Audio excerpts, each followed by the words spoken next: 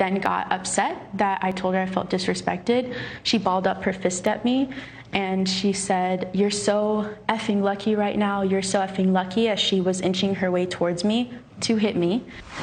That was a clip from our show last night when three of pop star Lizzo's former backup dancers came on to talk about their lawsuit.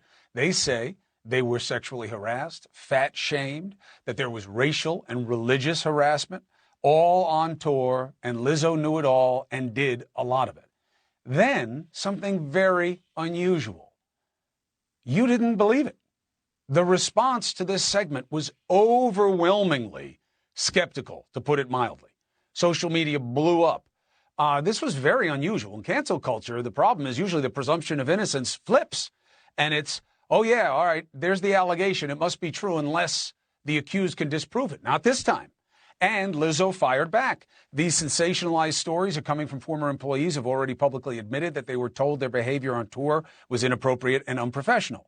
I'm not here to be looked at as a victim, but I also know that I'm not the villain that everyone in the media has portrayed me to be these last few days. I'm open with my sexuality, expressing myself, but I can't accept or allow people to use that openness to make me out to be something I am not. What are we to believe? We need meat on the bones of the accusation.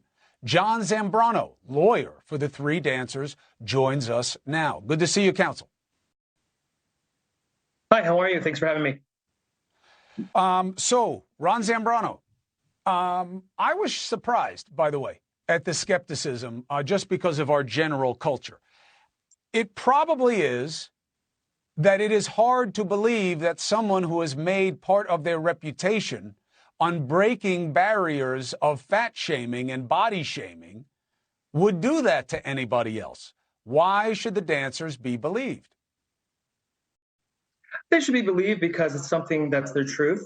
That's something that may ring hollow to other people, but their experience is their experience. We've all had the saying said to us, you shouldn't meet your heroes. And unfortunately for my clients, that's what happened here. Okay, but that's not enough. So the idea of they had their feelings hurt or they didn't like it. Lizzo says, no, I'm the opposite of this. So you have to demonstrate, not beyond a reasonable doubt, it's not a criminal thing, it's a civil thing. But you need proof that Lizzo or her dance captain, is it really about the dance captain and not Lizzo, and you're throwing Lizzo in there because she's the big name and that's why you get a settlement? Well, no, I think Lizzo is one of the people that absolutely fostered this sexual harassment environment where this stuff can happen. Now, we're not saying Lizzo touched anybody. We're not saying Lizzo accosted anyone sexually. What we're saying is she allowed this environment to exist. There's already been audio and video of her wanting to go to this banana bar. Her own statement today, what does it talk about? Does it talk about empathy for the clients? No, it talks about, well, you know what? I'm a very sexual person. I'm very open about that. Basically saying, if you want to be around me, you have to deal with it. But you're not supposed to deal with it in a workplace. That's the problem.